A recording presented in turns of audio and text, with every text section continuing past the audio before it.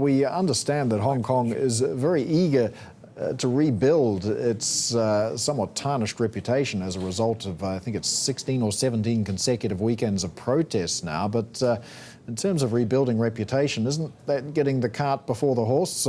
Don't some issues need to be dealt with first? Yes, I think it is. Hong Kong has had a reputation, I think deserved, and it's been said many times, as an oasis of stability. But at the moment, it's certainly not looking like that. So some major issues have to be resolved before I think we can move forward with rebuilding our image. And I hope we'll move in that direction in the next few weeks. I think it's very important that we do.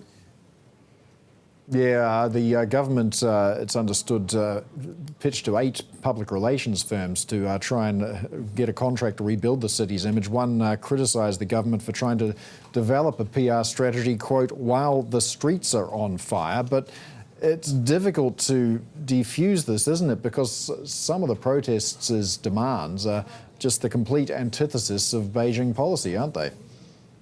Yeah, they are. But, you know, there may be a middle way. I mean, what I think people want, of course, they want to help economically in terms of housing, in terms of inequality and so on. But they want to say in what happens in Hong Kong going forward. Does that mean universal suffrage? Well, it might eventually, or move in that direction. But there may be steps that you can take that will at least calm the situation. It's much more difficult now than it was 3 months ago, as you suggested. How soon do those steps have to come before international firms start to rethink their bases in Hong Kong? Well, it's very important that it comes, and I think October is going to be a very important month. Of course, today is National Day, and we could have some major demonstrations in Hong Kong as well as elsewhere. But the policy address by the chief executive is later this month. Maybe there will be some ideas there. District council elections are supposed to be coming up in Hong Kong.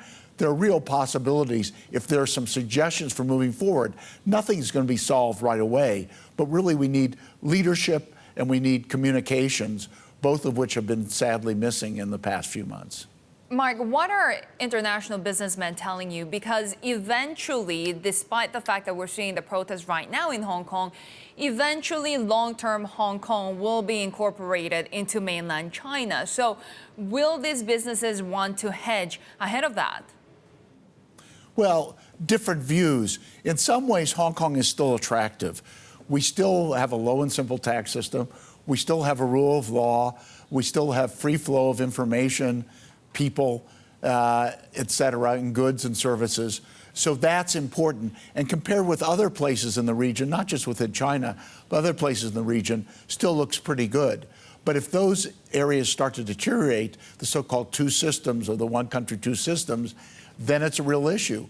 And then what do companies do? And there's a lot of pressure. So conferences are being canceled or being postponed, going to other places. People are afraid. So we really have to turn that around very quickly. Otherwise, it will start to have an impact.